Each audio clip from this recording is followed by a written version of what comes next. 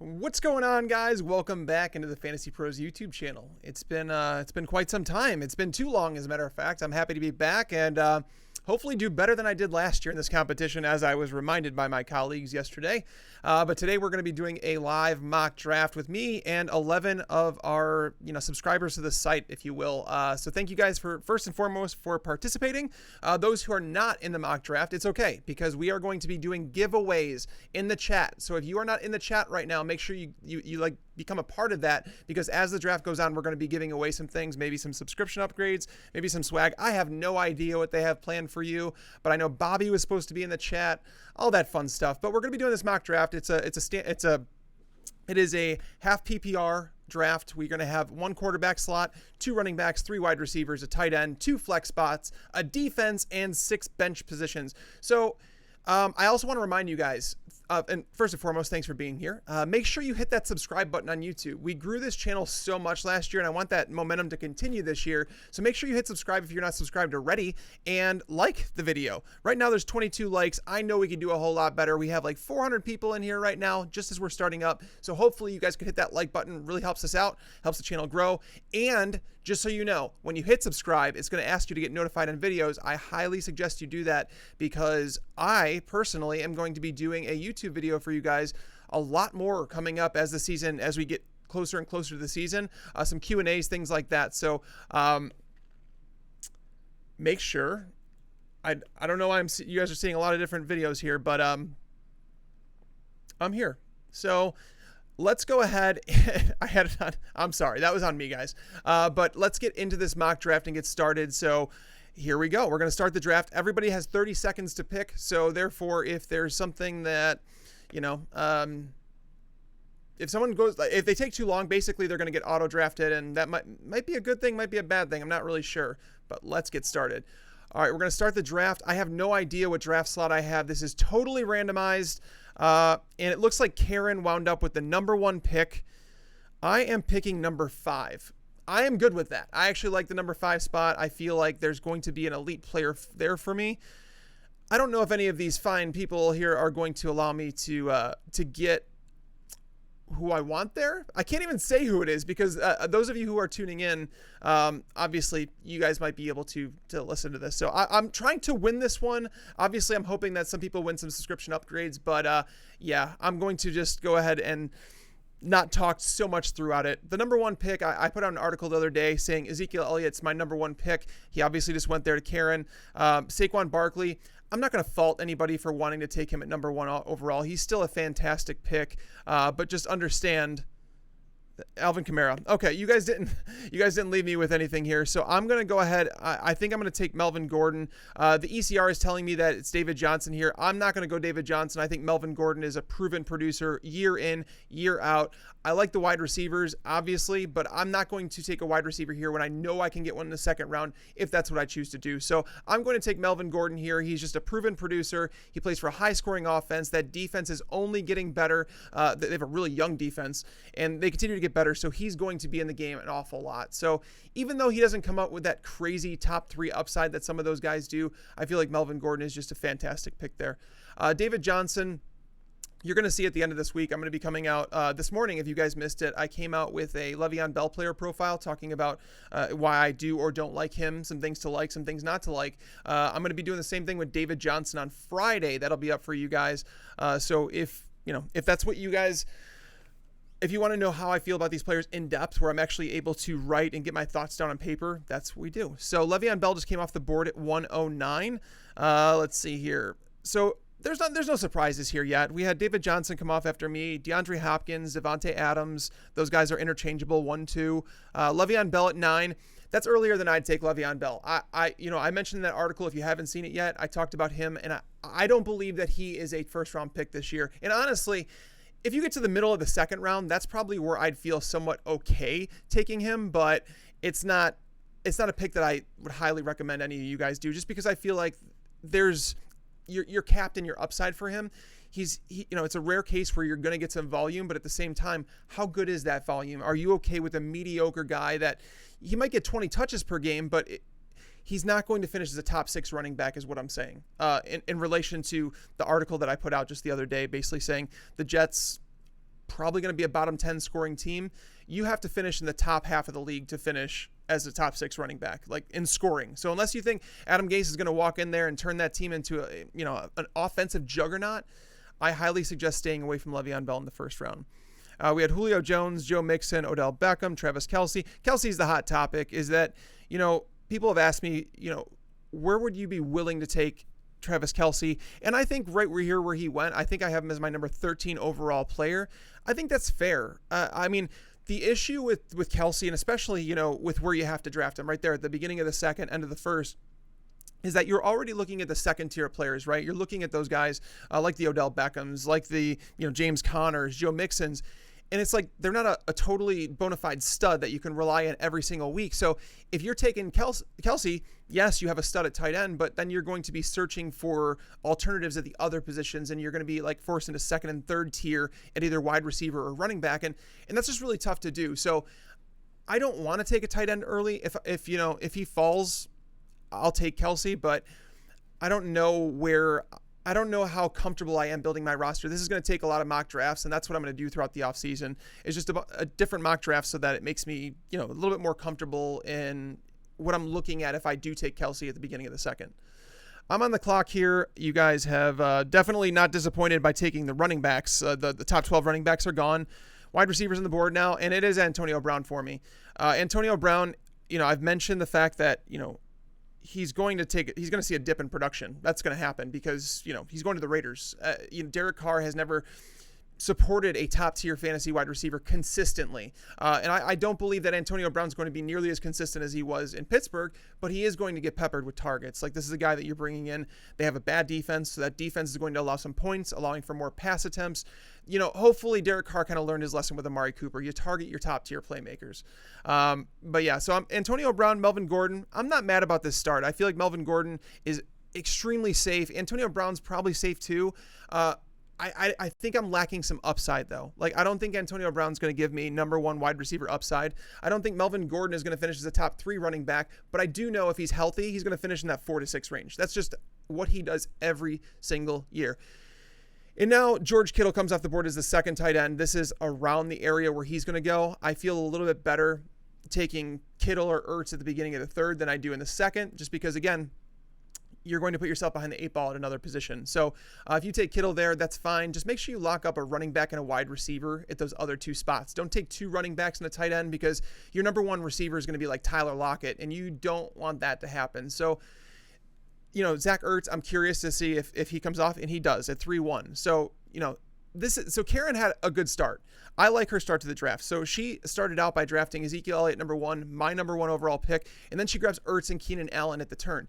This is fantastic because she has a stud at every position. Keenan Allen is a stud, when healthy. Obviously, there's been some health concerns throughout his career, but I like that start. I really do. The question is, what's she going to have when she comes back, as the number 2 in wide receiver, number 2 running back? And another piece of advice for you guys. I know so many people will tell me that, your home draft is going to go different, that it's going to, quarterbacks are going to go earlier. Do I panic? Don't panic. No, don't do that because there's a lot of quarterbacks later. But if your draft goes like this or whatever, if you take a tight end early, forget about taking a quarterback early. Don't do it because if you take a tight end in the second or the third round, you're basically going to wait a quarterback until at least round 10 because you're kind of behind the 8 ball and you're going to need to rack up some potential stars on your roster instead of, those bona fide studs. So, of course, Amari Cooper would come off the board before I come up. So T.Y. Hilton's here, as is Leonard Fournette. And I know running backs are going to be hard to come by. I've talked about Fournette in the middle of the third. I'm going to take Fournette here just because I feel like this roster I'm building right now is safe. I'm missing upside. I thought about T.Y. Hilton there, but then I also thought about, okay, if I take a wide receiver at that point, what is the next running back pick going to look like? And I'm probably looking at someone like Phillip Lindsay or Kenyon Drake, Mark Ingram, that territory, and I don't want to be left with that choice, guys. So, and then you compare the alternate. So whenever you're on the clock with that spot, compare the alternate, all right? So if I had taken T.Y. Hilton there, obviously, I know the running back situation, what it's going to be next time. I took Leonard Fournette, a guy that's on the field. He's going to get 20 touches per game. That's going to happen. That's rare to find in the third round. I know there's injury concerns, but if there was no injury concerns, he'd be drafting at the end of first, beginning of the second round. I don't see much difference between Leonard Fournette and Le'Veon Bell, except Fournette I can get the middle of the third, late third. So going down and looking at the wide receivers, I took Fournette. Now I'm going to have to find my wide receiver 2 next round, or another running back, whatever it is. But I could be looking at Robert Woods there. I could be looking at Edelman. Kenny Galladay's there, Cooper Kupp. I feel better about that tier of wide receivers than I do the tier of running backs that I'd probably be looking with if I'd gone with T.Y. Hilton there. So that's where I'm at. So T.Y. Hilton goes after Aaron Jones. Aaron Jones went at 3.7. That's a guy that I've actually contemplated going over Fournette.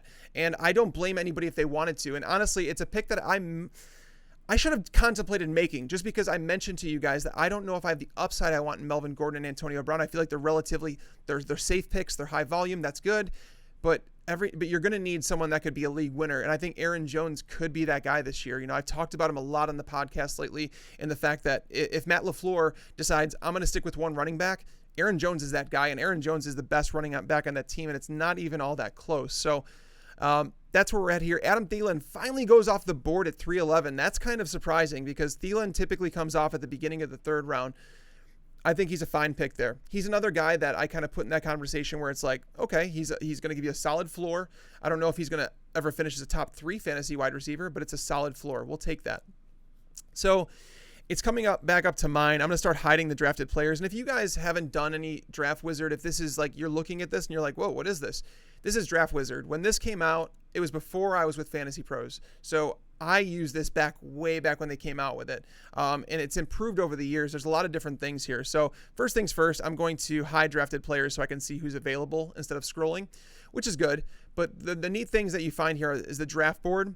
So if you're let's say that, all right, so Tyson here, let's say he thinks about taking Evan Engram or whatever at this pick right here. He could be like, well, Adam and Karen have tight ends. I can wait till on the way back in the 5th round to take them because basically this color map here tells you the run at the positions, who has what positions, and it helps you prepare for your upcoming pick and not to make those little mistakes. Roster Watch, similar thing there. It just shows you how everybody has their starting lineups filled out. And then Pick Predictor. This is really cool. So if you're like on the clock and you're like, okay, I'm debating picking Sony Michel here, it tells me that there's only a 5% chance that he's picked before my next one. But Robert Woods is a 52% chance of being picked. So it tells you the odds that player is going to be picked before your next draft pick. Patrick Mahomes is still there. Not surprising, guys. He's it's showing me 64% of the time he's going to be gone. In most home leagues, he's going to be gone. Robert Woods goes. You guys are killing me here. You guys are like going right by the players I want. So again, I'm looking at this, and the wide receivers that I hoped that were there, they really didn't fall. There was a run at wide receiver. Nobody's taking quarterbacks, which means the 4th round picks here probably look worse than they're going to in your home league because you know that Patrick Mahomes is going to be drafted in the 2nd or 3rd round. You know some people are going to reach for Andrew Luck. Aaron Rodgers might go in that area, but this is an area where, like in this draft, you're obviously finding out that everybody here is smart, and a lot of people are listening to the experts and what they want to do. But now it's getting to the point in the draft where people can start considering Mahomes or Rodgers or Luck or Watson, whoever your number 1 quarterback is, because we're getting to the point where it's like you're outside of the sure things here. Kenny Galladay here, Patrick Mahomes goes at 4.7. That kind of makes sense. Now, this is a spot in the draft I don't particularly like. We do have 2 flex spots here. I don't necessarily love Kenny Galladay. I feel like the wide receivers here, it's a weird thing, but running back is going to get ultra thin really quick. I think I'm going to just take Sony Michel here and line up a 3rd running back. So this is the upside I was talking about. The reason that I went with Sony Michel there is because I've mentioned to you guys, like looking at the other names here, Kenny Galladay, okay. I don't think that there's upside for top 12 production because of the offense that he plays in. Cooper Kupp, solid player, but he goes in with that high floor, low ceiling that I had on the team. I needed someone with upside here. And Sony Michel, if you guys recall what he did during the playoff run, it was special. He was probably their playoffs MVP. I know Tom Brady obviously is going to be the MVP, but Sony Michel played fantastic. I think the Patriots, they grabbed Damian Harris in the 3rd round because they felt like they don't know what's going to happen with Sony Michel. Down the line. I don't think that he's long for the league. Like, obviously the knee issues piling up, that's just going to shorten his career. I think he's going to be fine coming off this, knee scope that he had. And if I want to later in the draft, I could always handcuff him with Damian Harris, as I know that that's pretty much the clear handcuff. But how do I feel about my roster right now? I don't feel bad about it in a half PPR format. I don't, because Leonard Fournette is worth a little bit less in half PPR. Sony Michel is definitely worth a little bit less in half PPR, but I think I got Michel as the 21st running back off the board, and I have him ranked 17th in my rankings. So I'm not mad about it. I feel like I'm drafting with a bunch of people that know what they're doing. And that's basically how drafts typically go in the industry leagues. And some people are like, there's no way this player falls here. In regular, home leagues where like the people don't study like we do all the time, players are going to fall, and people are going to be like, oh, you reached on that guy. Just trust the research you've done. Trust it. When there's when there's analysts that literally do this for a living and like they study it all day, and they have a player ranked as the 19th at that position, and the public is drafting him as the 11th, that's a massive gap. So understand that take a look at ADP, before you head into your draft, because sometimes analysts can be a little bit off on that in terms of like where the public's actually at. All right, so let's see. Alshon Jeffrey is showing as the top player there. Tyler Lockett just came off. Allen Robinson came off. So these wide receivers are starting to fly off. This is like that, that wide receiver 2 territory that I talked about. There's a lot of mix and match guys in this range. I think you can make the case for Calvin Ridley, DJ Moore, Sammy Watkins. I think you can make the case for any of those guys in this draft. I'm going to take the proven production. I'm going to take Alshon Jeffrey here just because Jeffrey is obviously, he's the top one on my board. I've talked about the fact that he's being so undervalued. He's finished as a top 25 receiver in Philadelphia, despite missing a couple games his first year there, and then he missed some time last year, but he finished as a top 30 wide receiver. But he's going around the wide receiver 30 range with Carson Wentz coming back. That offense will take a step forward. Alshon Jeffrey's proven production. Like, again, this is another guy that I think delivers a solid floor, and there's a little ceiling with him, especially based on where I'm drafting him. Sammy Watkins was a guy that I definitely considered with this pick. I don't know if I could do Watkins because we're hearing all this stuff about Tyreek Hill and the fact that I don't want to get into this stuff because there's so many things pointing the opposite direction. Things can go different. So I don't want to speculate on that, but what I'm saying is that Sammy Watkins he's not like a for sure, like he's the number 1 receiver on his team for the first 4 weeks. We really don't know that yet. So, yeah. The quarterbacks have started to come off a little. Like, we've had 2 quarterbacks come off the board. We have Patrick Mahomes at 4.7, Aaron Rodgers at 4.11, and now we're seeing a break at the position, which, I would expect this in an analyst draft. You guys are basically like analysts that I'm drafting against, so it's obviously pretty tough, and I give you guys a lot of credit here. So let's look at the board that we have coming up. We have the second tier of tight ends because O.J. Howard went at 4.6. That's higher than I've seen him go. I have no issue with it if you believe in O.J. Howard. The question is, at 4.6, at 5.7, would he have been able to get him here?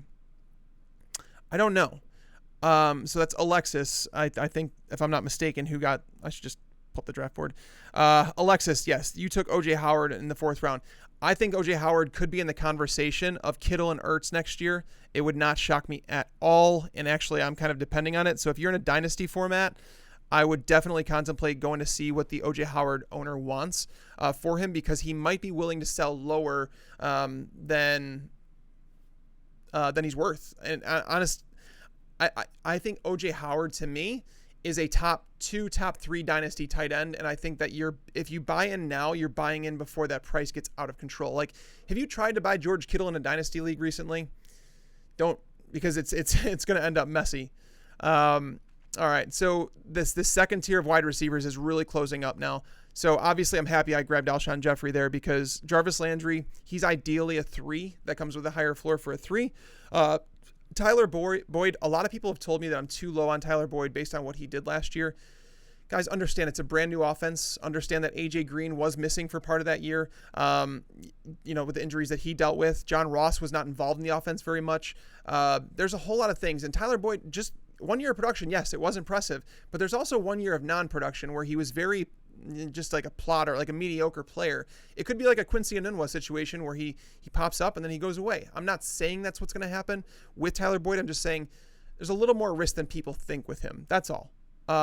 Corey Davis, we talked about him on today's podcast that we recorded that's not out yet.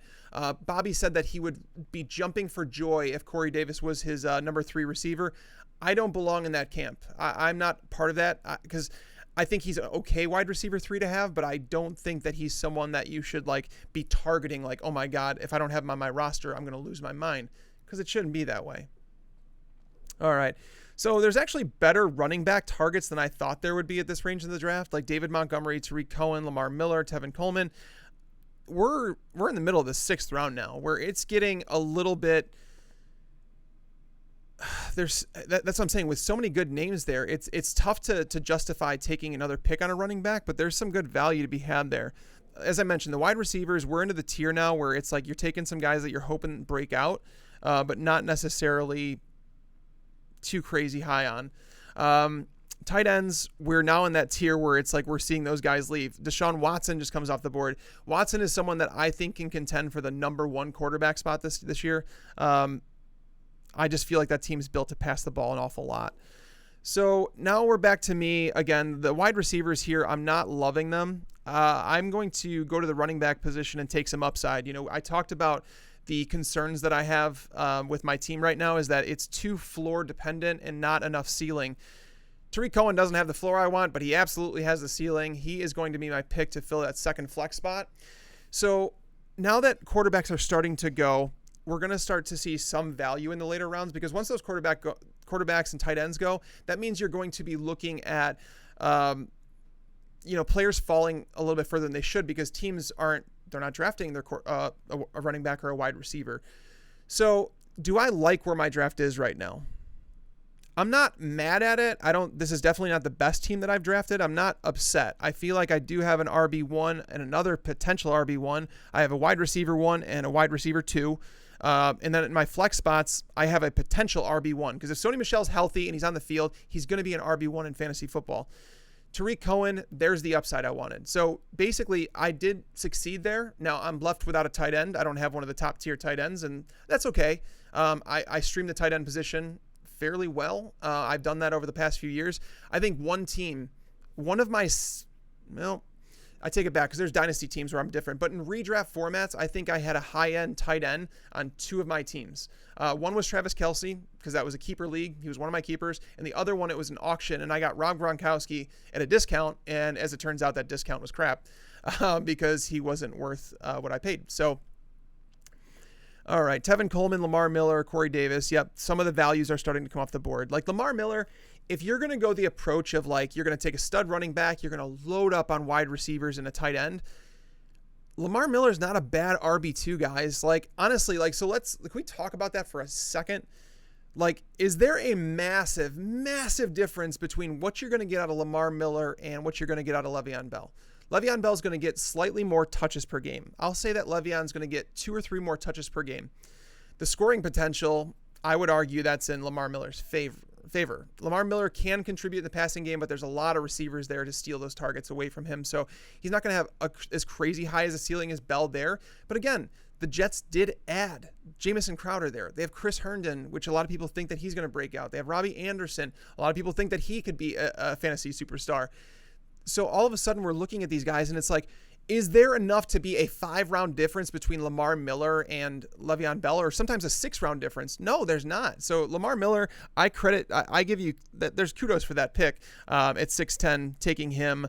Let's see what your roster looks like. Who took him at 6'10"? All right.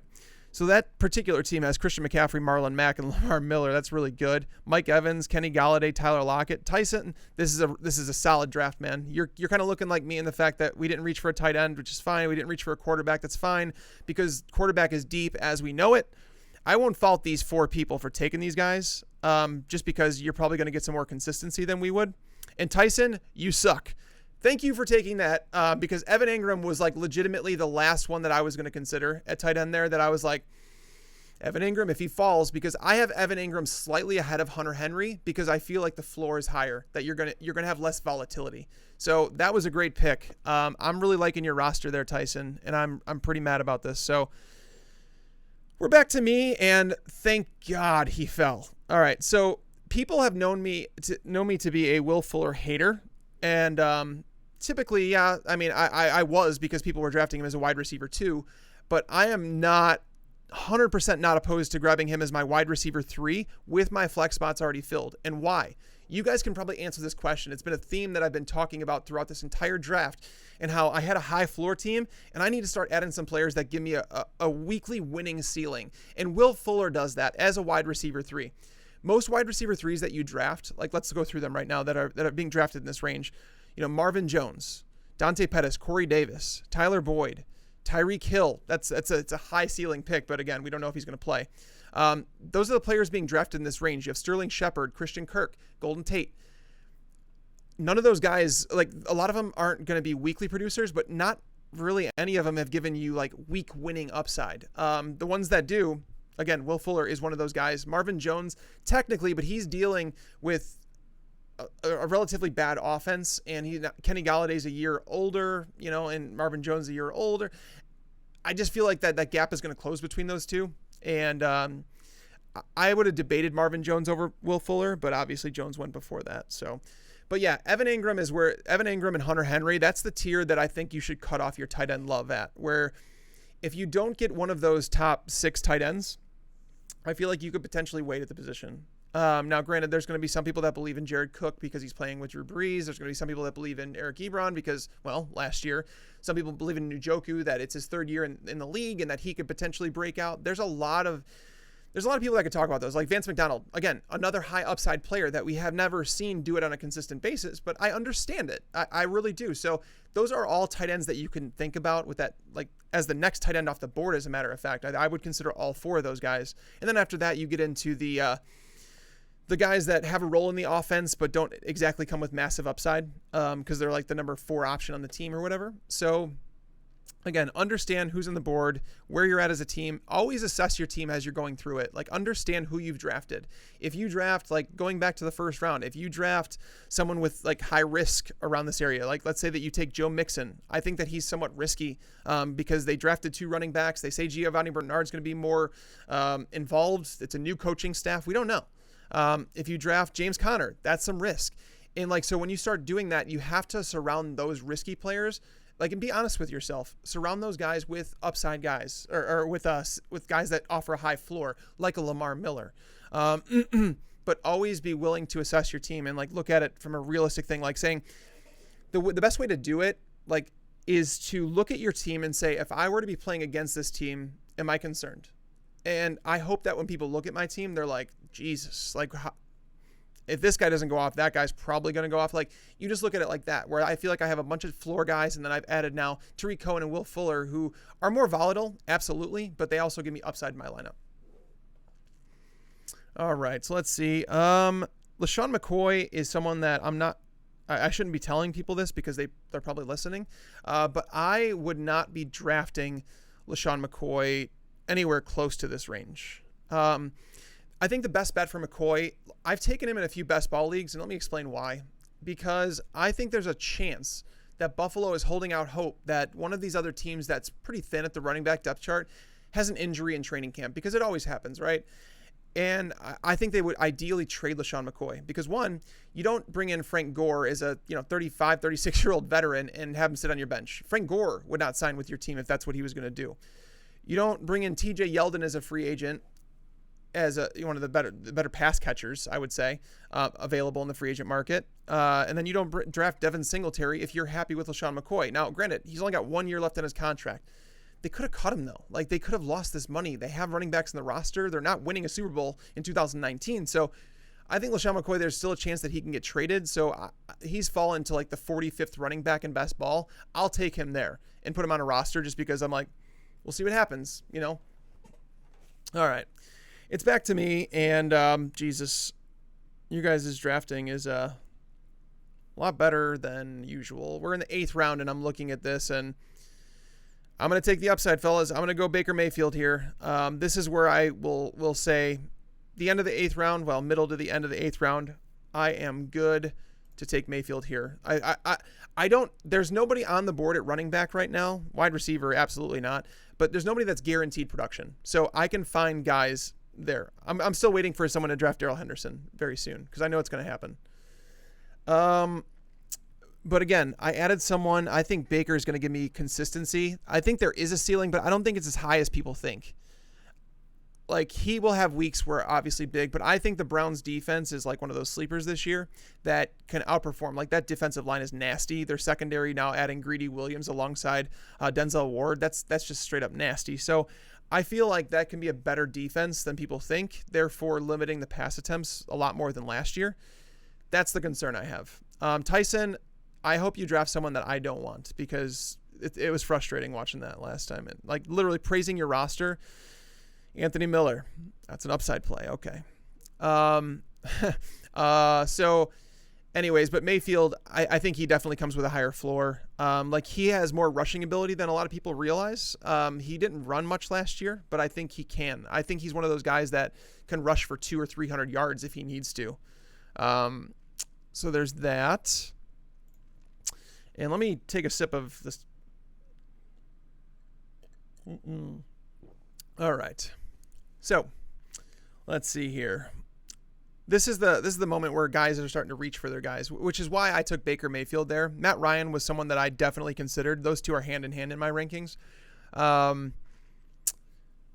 But this is so Deshaun Jackson, the top of the 9th. And again, we're getting to the point in the draft where it's looking pretty grim. So you start reaching for players. So who are the guys that you really want on your roster? Like, is Nyheim Hines someone you believe in? Matt Breida. Bobby tried talking to me about Matt Breida today, and I shot that idea down. Like I was saying, I want no part of Matt Breida. But I guess I understand what he's trying to get at. And he's basically saying, what if Jerick McKinnon gets hurt, or not even Jerick McKinnon, if Tevin Coleman gets hurt, then what? Then all of a sudden this. I'm like, well, we saw what that looked like, okay?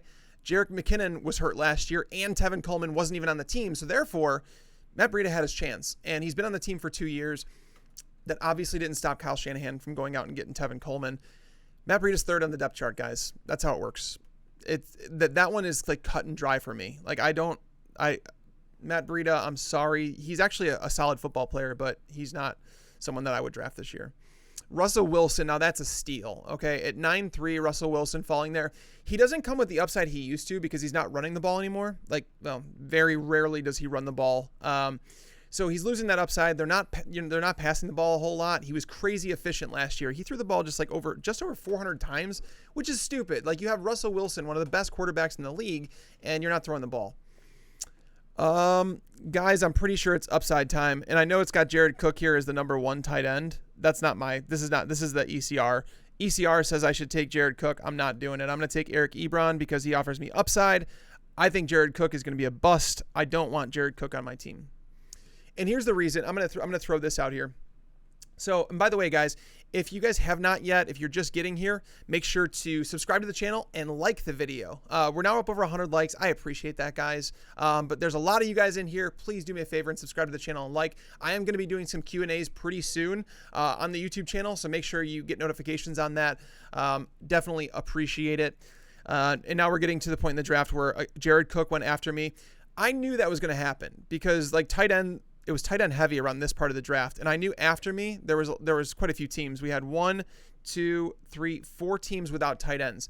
So again, worst case scenario, I was thinking to myself, I'm like, all right, Ebron's there. I had Jared Cook there, Vance McDonald, and David Njoku. 4 tight ends. And if 4 tight ends were picked by those teams, I know that screws me because I'm going to be stuck with Austin Hooper or Trey Burton. Delaney Walker's not terrible, but again, he's that floor play, right? We're not looking for that in this lineup. We have those guys. We're looking for touchdown upside. And Eric Ebron, as much as he's going to regress in the touchdown department, it's okay to have him here as the tight end when I waited until the 9th round. His touchdown production obviously would have dictated a lot higher draft spot had it been last year. So the downside is built into that price, so I'm okay with him there. And he is touchdown dependent, as are most tight ends. Like David Njoku, now that like he He had Baker Mayfield last year. He didn't have Odell Beckham. Now Odell Beckham's there. It's like, that doesn't help David Njoku. I know he's still very young though. Like he's 23. It's either he's 23 this year or he's going to be 24. He's still super young. There's a lot of time for him. I like David Njoku, the player, but as a tight end this year, I'm not really interested in drafting him. Austin Hooper. There was so much more. I know he finished as the number 5 or 6 tight end last year, but if you look at the distance between him and the top 4 or top 5, it was quite the break. And ask anybody who owned Austin Hooper, were they extremely happy? No. That's the way it is, though. Most tight ends that you have outside the top 5 or 6, you're probably going to be upset with the production because it's not consistent. Trey Burton finished as a top 10 tight end last year. Does that mean he was someone that you wanted to roster? No, he wasn't. So Kyle Rudolph, another one. Someone told me the other day, Kyle Rudolph was a top 10 tight end last year. I'm like, okay, did you own him anywhere? No, I'm going to this year. And I'm like, why would you do that? Like, if you looked at broken down what he did last year, anybody who owned Kyle Rudolph dropped him. And then he had a big game that boosted all of his numbers in week 16. But tight end, it was just a weak year for tight ends last year. All right, so Damian Harris came off the board. That's a bunch of crap. Who took Damian Harris? Because I'm upset with you. Let's see. Big swinging Nick. Should have known. An Eagles fan. Should have known. Well, unless you're a Jags fan and you're trying to turn that around. But, yeah, Damian Harris was definitely someone that I wanted to draft to handcuff Sony Michel. I don't think you have to handcuff your running backs. But in this situation, it was probably a good idea to do it. So, yeah, that sucks. Where did Geronimo Allison go? He went, didn't he? Oh, he went up there at 8-5. So, yes. Oh, Scott. Scott, you picked Geronimo Allison. That's a good pick, man. I won't even fault it. I was hoping that he would fall a little bit later, but he did not, and that's on me. So, my roster has rounded out pretty nice. I'm looking at the bench now. That's basically where I'm at. So, it's taken some upside players where I'm going. And no, I will not draft Emmanuel Sanders. That's not going to happen, guys. You guys can take him. It might help your draft grade, but I'm not going to take him. All right, so we have Valdez-Scantling here. This is where I think I'm leaning, just because, again, we're tying ourselves to a high-scoring offense. We've been hearing things that he's attached, that he's basically, this offense is made for someone like him. Okay, I'm taking Geronimo Allison over him, but Allison's obviously not here. So I'm going to go ahead and take Valdez-Scantling, and if that's right, then that's obviously pays off. I have no issue with rostering the third Packers wide receiver this late in the draft. Yeah, I could have taken Matt Breida, Deion Lewis, not excited. But Emmanuel Sanders, by the way, is someone I would not draft at all. There's a few players on that list. Kareem Hunt is someone I will not draft. Don't even care. Not drafting him. He's not playing until week 10. And even in week 10, he's going to be the backup to Nick Chubb. Unless there's an injury, of course. I will not draft Josh Gordon. I've been there. Josh Gordon I don't think he plays football at all in 2019. Emmanuel Sanders, another one, and Demaryius Thomas. Those guys, Emmanuel Sanders and Demaryius Thomas are 32 and 33 or 31 and 32 years old, coming off an Achilles tear. You guys understand that no NFL player has successfully come back and had a career after an Achilles tear, right? Because it just doesn't happen. Like it's a crushing, and I feel bad for those guys, but they're at the end of their career. They're going to live on their life. I'd be shocked if you see either of them on a football field before week 8, week 9. I think Demaryius Thomas might get cut. I think Emmanuel Sanders, that was stupid on Denver's part. Like, they picked up his salary. It was like $12 million, and they had the option to dump him, and they kept him on the roster. He had the Achilles injury mid-season last year. It takes like legitimately a minimum 11 months to come back from Achilles injury, which means he's going to miss the first month of the season. I don't see him playing, guys. I'm sorry. Emmanuel Sanders is not on my do not draft list. And he's going to help. Someone's going to draft him. So it's going to help me get someone else that I want on my draft board outside of that. So, yeah, I'm not drafting him. Let's see. My roster now. All right. I've got solid running backs. Melvin Gordon, Leonard Fournette, Sony Michel, Tariq Cohen. I am more than happy with that. Antonio Brown, Alshon Jeffrey, Will Fuller, and Marquez Valdez-Scantling at wide receiver. Baker Mayfield, and Eric Ebron. Okay. Marquise Goodwin. That's I don't know how many wide receivers have come off the board just yet, but we're in that 50 to 55 range. So the position tracker here, it tracks how many starting slots have been filled. So there's 2 people without quarterbacks still. There's 2 people without tight ends, and nobody has defense. Dante Moncrief comes off the board. All right, so Bobby, you're going to love this one, dude. This is our pick right here. Carlos Hyde, welcome to the team. So, yeah, I definitely went with Carlos Hyde here because, like, we're now at the point where you're taking upside, and it's not even a handcuff. I don't own Damian Williams. Whoever does should have grabbed Carlos Hyde because I think it's worth it to guarantee that you have RB1 production. Because if Damian Williams is a starter, and he's going to be as long as he's healthy or in producing, Damian Williams should be the number 1 pick, or he should be an RB1 in fantasy. Carlos Hyde, if he takes over, he should be an RB1 in fantasy. So I think that's one situation where I would definitely try and handcuff, and I would probably grab Carlos Hyde in the 10th round. I think that's fair for him, just to have that handcuff on your roster and just understand that you're going to lose that roster spot, but you know what you're getting out of those 2 guys. All right, Mecole Hardman, I don't know. I mean, rookie wide receiver, didn't have much production in college. I know the Chiefs reached for him in the draft, but with Tyreek Hill looking like he's going to be back sooner rather than later, it's tough to say I see Hardman producing, especially in his rookie year. Let's see here. Duke Johnson, he's still on the board. He's someone that he has no more agent. He got rid of the agent that he had, and Duke Johnson just goes.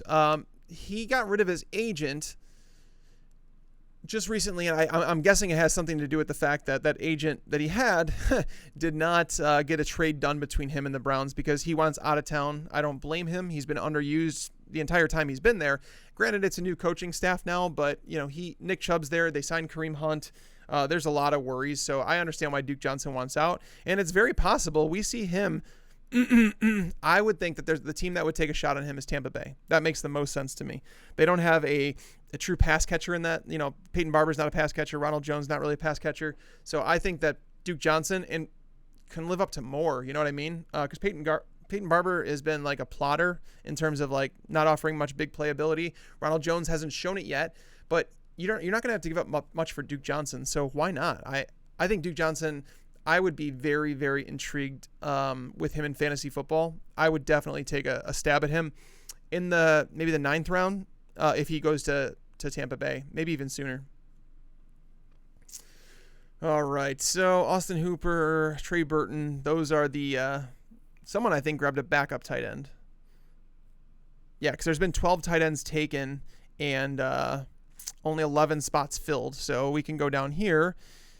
We can actually just go to Roster Watch and see that big swinging Nick, you still don't have a tight end, which means he's probably going to stream the position, which is fine.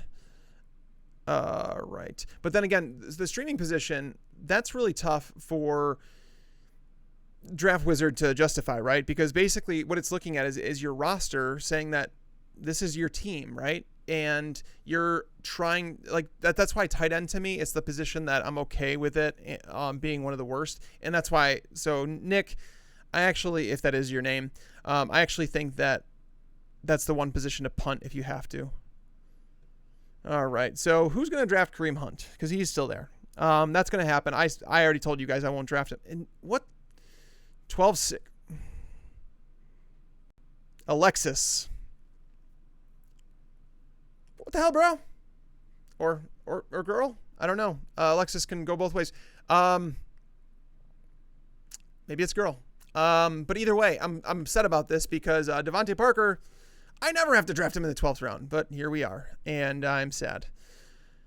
All right. I'm not drafting Kareem Hunt. Jamal Williams, I'm not in love with the running backs here. So I'm going to look for some upside at the wide receiver position. I don't like Tyrell Williams. Traquan Smith, that's where I'm going to go. If he starts over Ted Ginn, this is going to be considered a steal. But if you guys have read my article on team scoring and what it means for a player, I highly suggest check it out if you haven't seen it yet. But basically, if you're looking for a late round guy that could potentially turn into a top 12, top 18 type wide receiver, look at the high scoring offenses, and the Saints are always there. Okay, so Traquan, he had some massive games last year, actually one of the biggest games in fantasy all year. But he also had some duds, right? He was a rookie, Ted Ginn coming back. Ted Ginn is old. He's well over 30 years old now. So Traquan could earn that starting spot. And as much as people want to like Jared Cook, it's his first year in the offense. It's his first year with Drew Brees. There's not a lot of chemistry there. Jared Cook has 1 year with more than 5 touchdowns. I think that's the stat. So I'm not buying the whole Jared Cook love thing. I just think that Traquan Smith is an upside pick this late in draft. So I'll take that guy on my bench. All right, let's see here. What do you guys think of Tyrell Williams? Am I too low on him? I don't think so. I have enough concerns about Antonio Brown, let alone the number 2 receiver there. I mean, Josh Jacobs is going to catch passes out of the backfield. I don't see much room. I mean, if Martavis Bryant couldn't get it done with Derek Carr, I don't think that Tyrell Williams can. And by the way, Martavis Bryant is a better receiver than Tyrell Williams, and it's not all that close. I don't like Tyrell Williams, but maybe someone will tell me that I'm just too off the guy. I don't like Tyrell Williams as a player. I don't think he's a very good player. All right, so let's see. We're working our way around here. I have another 4 picks in front of me. So I want to see who you guys are reaching for. I want to see some players that you like. So Jalen Samuels, that's kind of one by Adam. Albert Wilson, some people like him. He's someone that, he blipped on the radar last year and then he got hurt. I just don't know how much I like that Miami offense. But Justice Hill, I think that's a fantastic pick. And that might have been an oversight on my part. Adam, that's a fantastic pick. I like it. I like it a lot.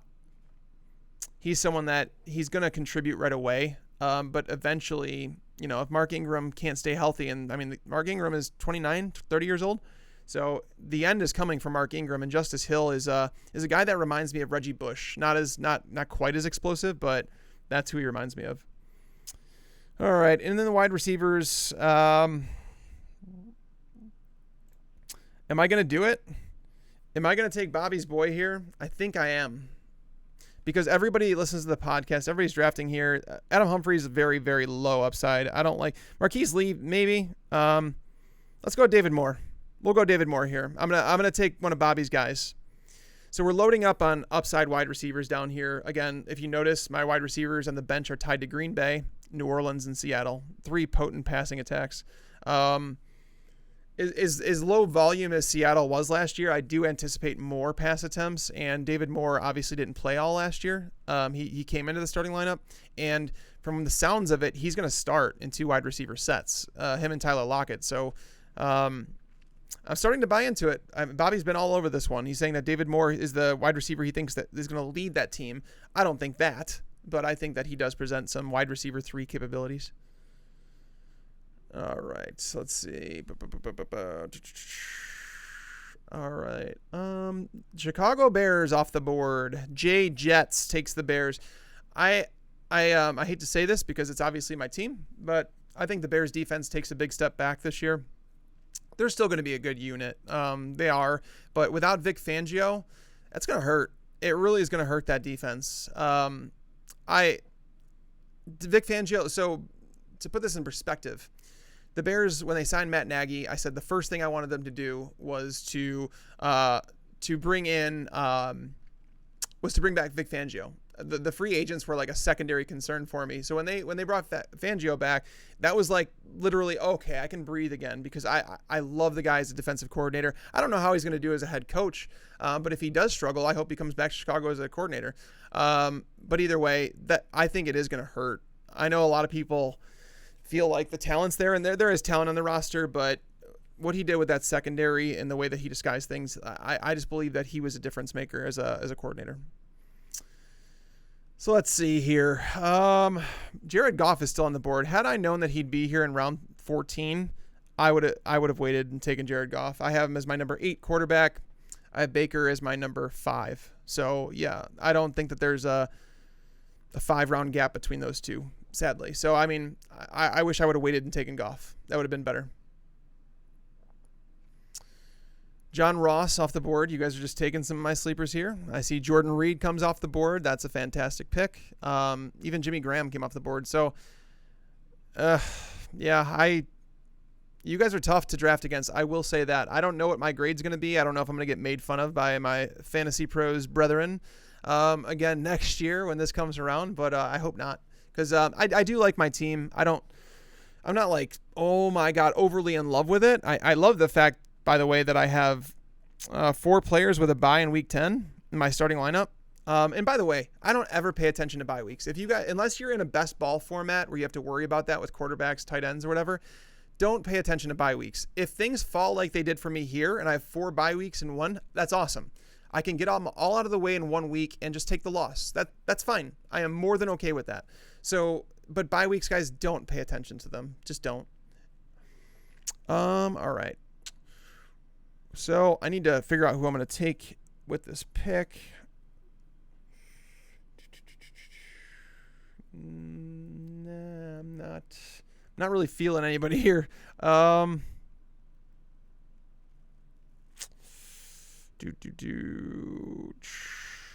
man, I only have 1 running back on my roster down here. I'm going to take I think I'm going to take Rex Burkhead here. That's what I'm going to do. Rex Burkhead is someone, again, we did so you'll hear the podcast tomorrow morning, and we covered the AFC East, and Rex Burkhead is someone that is sneaky, right? Like, he could play slot a little bit. Like, they could use him as a receiver with all the players that have gone missing from the offense. You know, they've lost a lot of targets in that offense. So it's very likely that, Burkhead, they could have let him go. They could have just said, thanks for the contributions, but we're all done with you. They could have done that, but they didn't. I happen to think that Rex Burkhead is going to be involved, but then if something were to happen to Sony, we might see him actually get some goal line carries. They may say Damian Harris wasn't ready, or whatever the case may be. I think that Burkhead has some sneaky value, particularly for those in bye week issues. Like, if you're playing a 0 running back strategy, Rex Burkhead is someone that I would not mind having on my bench. All right. So now we're getting close. So we have 2 rounds left. We're doing Trubisky comes off the board. Aaron Rodgers and Trubisky to Adam. I'm not going to draft a backup quarterback because, well, I just wanted as much upside as possible. And I have Baker Mayfield as my quarterback. I'm not really worried about streaming. I feel like he's solid enough. And if I need to stream, that's fine. I could drop one of my upside guys. But let me see who I want to go with here. He's tempting, but he's not healthy, and apparently he's not going to be ready for the start of training camp. That's always concerning. AJ Brown got hurt during rookie minicamp, which means that he probably is the number 4 wide receiver. He might even be behind Taywan Taylor at the start of the year. So that's a passing attack that couldn't even support 1 fantasy wide receiver last year. Some people like Randall Cobb as Cole Beasley's replacement in Dallas. I'm not necessarily sure if I do. I just think that Amari Cooper and Michael Gallup are better at this point in their career. And if they want to rotate Amari in the slot, that would hurt Cobb because he can't play on the perimeter. But yeah, the wide receiver, like, everything is getting a little bit thinner here. So it's pretty tough. Okay. Let's see. All right. So experts right now are telling me to take Chris Herndon, which is, you guys know, if you guys listen to the podcast, that's not happening. Definitely not happening. I'm debating right now. Okay. I'm going to go with the Texans defense. I don't love anybody on the board where I feel like I need to take them here. So I'll take a defense here and then close it out with my next pick in the 16th round, because I feel like who I want in this next round is going to be available anyways. All right. So again, an upside bench, defense solid. Bye-in not until week 10. The Houston front is still ridiculously good. They will rack up some sacks, if you will. All right. All right. I think I know where I am going to go next round. So if there's something going on with you guys trying to figure it out, go ahead and try and figure it out, because I think I have my mind set on someone. I don't know if he'll be taken. Could be. A lot of people listen to the podcast, but we'll see. But yeah, what was your guys' favorite pick of the draft? Like, is there someone that you guys felt like is a steal? Like, who's your favorite late round pick, I should say? Because the top, 4 or 5 rounds, those rounds, a lot of people know who's going to go in there. But who is it that you guys think is going outside like the top 6, 7 rounds that is going to be a league winner? All right.